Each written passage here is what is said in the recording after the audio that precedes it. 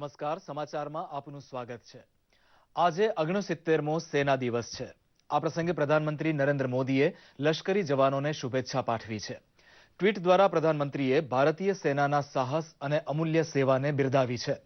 તેમણે કહ્યું હતું કે વાત કુદરતી આફતની હોય કે દેશની સંપ્રભુતાની, જવાનોએ જનતાની રક્ષા કરી છે। ભારતીય સેના આગળ વધીને પોતાની જવાબદારી નિભાવી રહી છે। 69માં સેના દિવસે સેનાએ દિલ્હીમાં પ્રભાવશાળી પરેડ દ્વારા પોતાની શક્તિ અને પરાક્રમનો મનમોહક નજારો રજૂ કર્યો હતો। આ પ્રસંગે સેનાની બહાદુરી અને કૌશલ્યથી ભરેલા કરતબની ઝલક જોવા મળી હતી। આ પ્રસંગે સેનાના વડા જનરલ બિપિન રાવતે જમ્મુ કાશ્મીરમાં બગડેલી સ્થિતિ ઉપર નિયંત્રણ મેળવવા બદલ જવાનોની પ્રશંસા કરતા જણાવ્યું હતું કે સીમા પારથી કરાતી કોઈ પણ કાર્યવાહીનો જડબાતોડ જવાબ અપાશે। સેના પ્રમુખે દુશ્મનોને ચેતવણી આપતા કહ્યું કે શાંતિ ભંગ કરનારને છોડાશે નહીં। સશસ્ત્ર સેના દિવસે સેનાની ત્રણેય પાંખના વડાઓએ અમર જવાન જ્યોતિ પર શહીદોને શ્રદ્ધાંજલિ આપી હતી।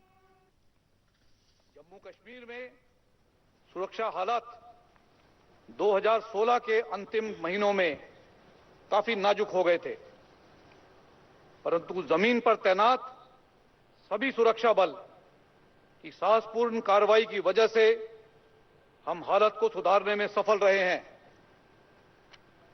प्रॉक्सी वॉर को लगातार समर्थन दिए जाने के बावजूद हम लाइन ऑफ कंट्रोल पर शांति बनाए रखना चाहते हैं, परंतु किसी भी सीज फायर वायलेशन या उत्तेजित करने वाली घटनाओं का मुंहतोड़ जवाब देने से कभी भी नहीं हिचकिचाएंगे। કેન્દ્ર શાસિત પ્રદેશ દાદરા નગર હવેલીના વડા મથક ખાતે યોજાયેલા ડીજીધન મેળાને સાંસદ નટુભાઈ પટેલ દ્વારા ખુલ્લો મૂકવામાં આવ્યો, ત્યારે વહીવટી તંત્ર ઉપરાંત બેંકના અધિકારીઓ હાજર હતા। રૂપિયાની લેવડ દેવડનો ડિજિટલ વિકલ્પ અપનાવવા માટે આમ આદમીને તાલીમ આપવા દેશભરમાં ડીજીધન મેળા યોજાઈ રહ્યા છે। સિલવાસામાં યોજાયેલા ડીજીધન મેળામાં કેન્દ્રીય મંત્રી મનસુખ માંડવિયા તથા ફગનસિંહ કુલાસ્તે હાજર રહેવાના છે। દીવ દમણ ઉપરાંત દાદરા નગર હવેલીનો વહીવટી કારોબાર સંભાળતા પ્રશાસક પ્રફુલ્લ પટેલના પ્રયાસથી ડીજીધન મેળો યોજાઈ રહ્યો છે। રાજકોટ ખાતે આજે મુખ્યમંત્રી વિજયભાઈ રૂપાણીની ઉપસ્થિતિમાં એક સાથે બહોળી સંખ્યામાં દિવ્યાંગોએ પતંગો ઉડાડીને વર્લ્ડ રેકોર્ડ સર્જીને લિમ્કા બુક ઓફ વર્લ્ડ રેકોર્ડ્સમાં નામ પ્રસ્થાપિત કર્યું હતું। રેસકોર્સ મેદાન ખાતે સૌરાષ્ટ્રના 5000 જેટલા દિવ્યાંગ ભાઈ બહેનોએ આ વિશિષ્ટ પતંગ ઉત્સવમાં ભાગ લીધો હતો। આ પ્રસંગે મુખ્યમંત્રી શ્રી રૂપાણીએ જણાવ્યું હતું કે જે સમાજ દિવ્યાંગોની કાળજી રાખી શકતો નથી તે સમાજ વિકલાંગ છે। દિવ્યાંગો માટે જેટલું સેવા કાર્ય થાય તેટલું ઓછું છે।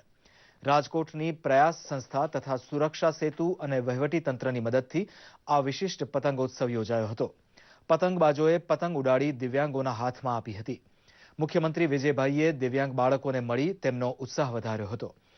એક સાથે 5000 ઉપરાંત દિવ્યાંગોએ પતંગો ઉડાડીને વિશ્વ રેકોર્ડ બનાવ્યો હતો। મુખ્યમંત્રી વિજયભાઈ રૂપાણીએ આજે રાજકોટ ખાતે શ્રેષ્ઠ પશુપાલકોને ગૌરવપ્રદ એવોર્ડ આપી તેઓનું સન્માન કર્યું હતું। આ પ્રસંગે તેમણે જણાવ્યું હતું કે વર્તમાન સમયમાં પશુપાલન પૂર્ણ સમયના વ્યવસાય તરીકે અપનાવવો જરૂરી છે। રાજ્ય સરકારે પશુપાલકો માટે અનેકવિધ યોજનાઓ અમલમાં મૂકી છે। સરકાર પશુપાલનના વ્યવસાયને વધારે વિકાસશીલ કરવા કટિબદ્ધ છે।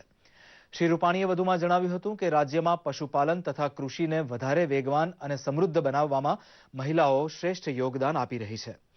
3800થી વધારે દૂધ મંડળીઓનું સંચાલન માત્ર બહેનો કરી રહી છે। મુખ્યમંત્રીએ આગામી દિવસોમાં સરકાર દ્વારા મૂળ વંશની ગાયો તથા ભેંસોનું સંવર્ધન કરવામાં આવનાર હોવાનો નિર્દેશ આપ્યો હતો। આ કાર્યક્રમમાં 566 જેટલા પશુપાલકોને રાજ્ય કક્ષાના, જિલ્લા કક્ષાના તથા તાલુકા કક્ષાના એવોર્ડ આપવામાં આવ્યા હતા।